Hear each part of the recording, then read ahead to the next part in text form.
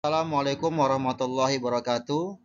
Infografis pemikiran filosofis Ki Hajar Dewantara. Sebelumnya, perkenalkan saya Fitrianda SPDSD, CGP Angkatan 9, Kabupaten Indragiri Hilir, dengan fasilitator yaitu Bapak Abu Nawas SPDSD, dan pengajar praktik yaitu Bapak Lukman Hakim SE.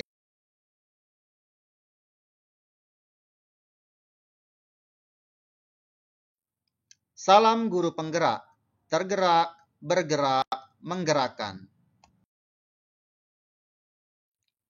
Pemikiran filosofis Ki Hajar Dewantara yaitu pendidikan yang berpihak pada murid. Tujuan pendidikan yaitu menuntun segala kodrat yang ada pada anak-anak agar mereka dapat mencapai keselamatan dan kebahagiaan yang setinggi-tingginya, baik sebagai individu maupun sebagai anggota masyarakat.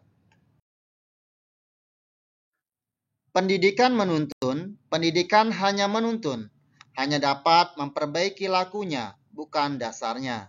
Dalam menuntun, anak diberikan kemerdekaan belajar, namun tetap diberikan arahan agar anak tidak kehilangan arah. Pendidikan juga harus sesuai dengan kodrat alam dan juga kodrat zaman. Kodrat alam yaitu pendidikan harus sesuai dengan lingkungan tinggal dan kearifan lokal peserta didik. Kemudian kodrat zaman, pendidikan harus sesuai dengan perspektif global.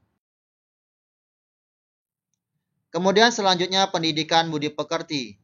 Harus adanya keseimbangan hidup antara cipta, rasa, dan karya. Peserta didik dilatih memahami kemampuan diri dan mengelola diri, sehingga terbentuk kesadaran sosial. Peserta didik mampu membuat keputusan yang bertanggung jawab.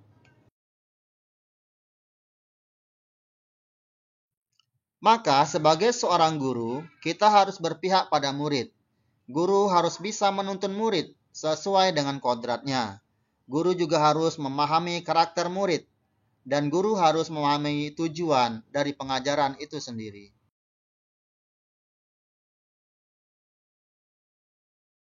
Yang mana tujuan pengajaran itu agar murid memiliki kemampuan di bidang pengetahuan atau intelektual dan memiliki budi pekerti yang luhur.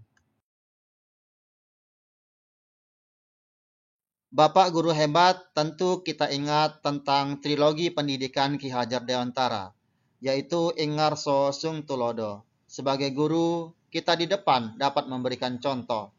Kemudian Ing Madya Mangun Karsa, di tengah membangun semangat, semangat untuk anak-anak selalu belajar. Dan Tuturi Handayani, di belakang memberi dorongan. Pendidikan yang berpihak pada murid, tentunya sebagai guru, kita harus mampu memberikan kemerdekaan dalam belajar, berpikir kreatif dan inovatif. Kemudian kita harus menyesuaikan perkembangan zaman dengan memanfaatkan teknologi dalam pembelajaran.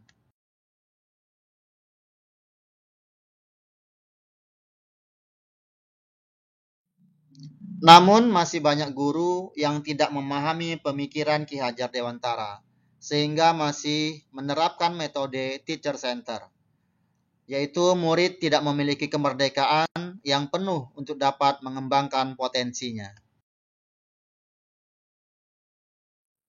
Di sekolah kami di SD Negeri 002 Pulau Burung telah melakukan penerapan pemikiran Ki Hajar Dewantara dalam pembelajaran.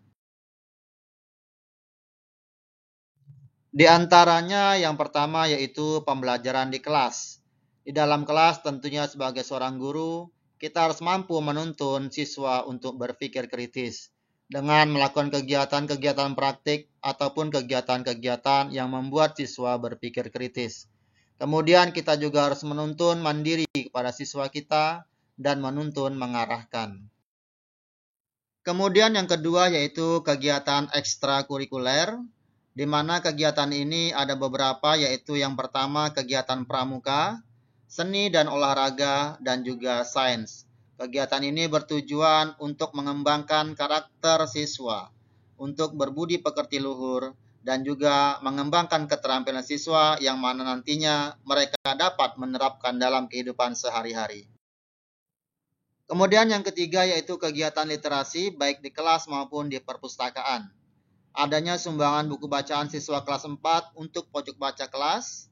Kemudian juga adanya kegiatan membaca di perpustakaan yang terjadwal, serta membaca di pojok baca kelas. Kegiatan ini bertujuan untuk meningkatkan minat baca siswa.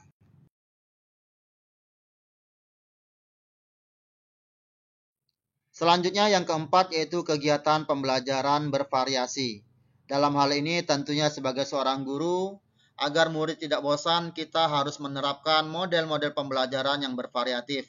Di antaranya yaitu model PJBL, model PBL, Discovery Learning, demonstrasi, dan juga ANBK yang berbasis teknologi. Selanjutnya yaitu kegiatan pembiasaan 5S berupa sapa, sopan, senyum, santun, dan salam. Di mana kegiatan ini diharapkan nantinya kita dapat mentransfer nilai-nilai karakter yang berbudi pekerti. Kegiatan-kegiatan tersebut bertujuan untuk dapat mewujudkan pendidikan yang berpihak pada murid. Tetapi hal tersebut tidaklah mudah. Terdapat tantangan yang harus dihadapi. Di antaranya yaitu yang pertama masih rendahnya minat dan motivasi murid dalam mengikuti program-program yang telah disediakan oleh sekolah. Kemudian tantangan yang kedua, kemampuan guru yang masih belum menyeluruh dalam memahami pemikiran Ki Hajar Dewantara, yaitu pendidikan yang berpihak pada murid. Tantangan tersebut tentunya harus dicarikan solusi yang tepat agar terciptanya pendidikan yang berpihak pada murid. Di antara solusi yang ditawarkan yaitu yang pertama menggunakan model atau metode pembelajaran yang bervariatif agar murid lebih nyaman saat belajar di kelas. Kemudian yang kedua, guru mengikuti berbagai pelatihan untuk dapat mengembangkan keterampilan dan menguatkan pemahaman tentang pendidikan yang berpihak pada murid. Yang terakhir yaitu guru tidak boleh bosan dalam memberikan contoh teladan yang baik kepada para muridnya. Akhir kata, jadilah guru yang selalu menuntun, memberikan teladan, dan memberikan pembelajaran yang berpihak pada murid, sesuai dengan kodratnya sehingga memiliki budi pekerti yang luhur. Demikian yang dapat saya sampaikan. Terima kasih. Wassalamualaikum warahmatullahi wabarakatuh.